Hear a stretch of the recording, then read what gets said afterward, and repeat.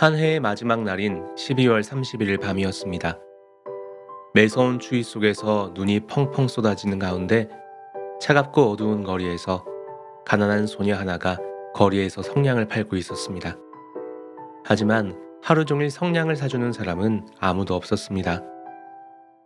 소녀가 길을 건너려던 순간 무서운 속도로 달려오는 마차를 피하다가 그만 소녀의 낡고 헐렁한 신발이 벗겨지고 말았습니다. 한 짝은 아무리 찾아도 보이지 않았고 다른 한 짝은 지나가던 장난꾸러기 소년이 가져가 버렸습니다. 소녀의 발은 추위로 인해 빨갛게 얼어붙어 있었습니다. 거리의 모든 창문에서는 환한 불빛이 새어나왔고 맛있는 냄새가 진동했습니다. 그 행복한 풍경은 소녀를 더욱 비참하게 만들었습니다. 소녀는 두 집 사이에 구석진 모퉁이에 앉아 웅크리고 앉았습니다. 너무 추웠지만 성냥을 하나도 팔지 못했기 때문에 빈손으로 가면 아버지에게 맞을 것이 뻔해서 집으로 돌아갈 수가 없었습니다. 어느새 소녀의 손은 꽁꽁 얼어붙어 감각이 사라졌습니다. 그러다 문득 성냥 한 개비를 켜면 손을 녹일 수 있지 않을까 하는 생각이 들었습니다. 소녀가 성냥을 켜자 소녀의 눈앞에는 광택이 나는 황동난로가 나타났습니다. 불은 활활 타오르고 있었고 너무나도 따뜻했습니다. 그런데 소녀가 얼어붙은 발을 녹이려고 다리를 뻗는 순간 성냥은 꺼지고 난로도 사라지고 소녀의 손에는 타버린 성냥개비만 남았습니다. 소녀는 두 번째 성냥을 켰습니다. 불이 타오르자 하얀 식탁보가 깔린 테이블 위에 맛있는 과일과 고기가 김을 모락모락 피우고 있었습니다. 하지만 바로 그 순간 성냥불이 꺼졌고 소녀의 앞에는 다시 차갑고 두꺼운 벽만 남았습니다. 소녀는 세 번째 성냥을 켰습니다. 그러자 소녀는 어느새 아름답고 거대한 크리스마스 트리 밑에 앉아 있었습니다. 하지만 이번에도 트리를 향해 손을 뻗자마자 성냥불이 꺼졌습니다. 그 순간 별 하나가 긴 꼬리를 그리면서 땅으로 떨어졌습니다. 소녀는 어릴 적에 할머니께서 별 하나가 떨어지면 사람 하나의 영혼 하나가 하느님께 돌아가는 것이라고 말씀해 주신 기억이 떠올랐습니다. 소녀는 다시 성냥을 켰습니다. 그러자 사방이 환해지면서 너무나도 그리웠던 할머니가 다정하게 서 계신 모습을 보았습니다. 소녀는 이번에도 성냥불이 꺼지면 할머니가 사라질까봐 남은 성냥 뭉치를 모두 태웠습니다. 두 사람은 밝은 빛 속에서 함께 하늘 높이 날아올랐습니다. 다음 날 새해 태양이 떠올랐습니다. 사람들은 차가운 벽 모퉁이에 앉아있는 싸늘한 소녀를 발견했습니다. 소녀의 주변에는 다 타버린 성냥 뭉치가 흩어져 있었습니다.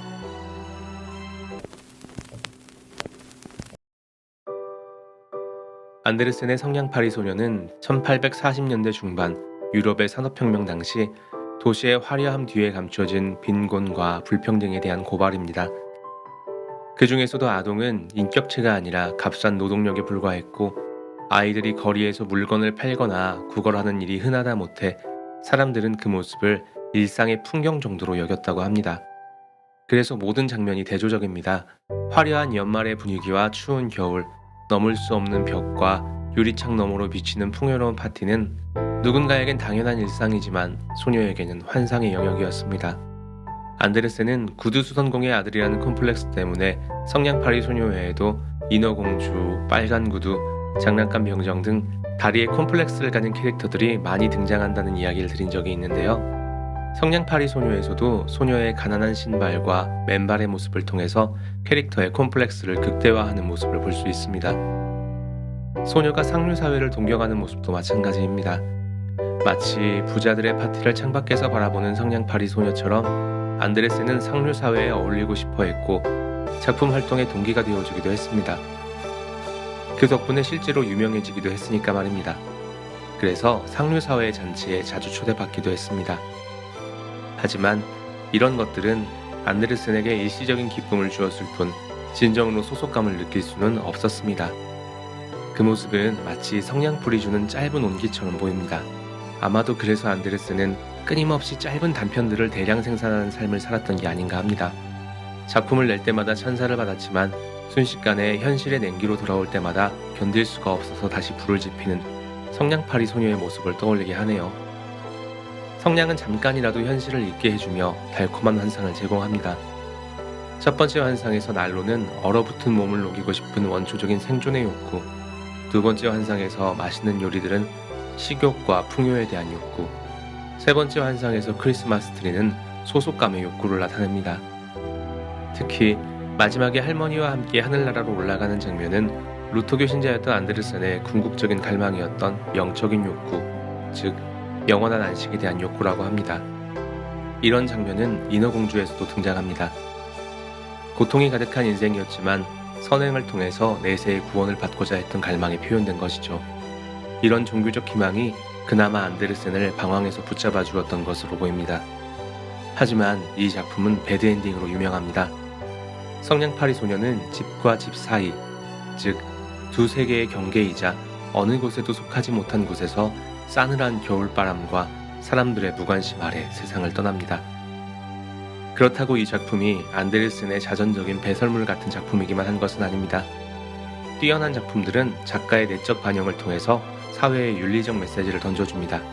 화려한 도시 뒤에 숨겨진 빈곤에 대한 사회 고발 메시지뿐만 아니라 오늘날 콘텐츠를 제작하는 사람들의 태도는 어떠해야 하는지 다시 생각해보게 하는 작품, 성냥팔이 소녀였습니다.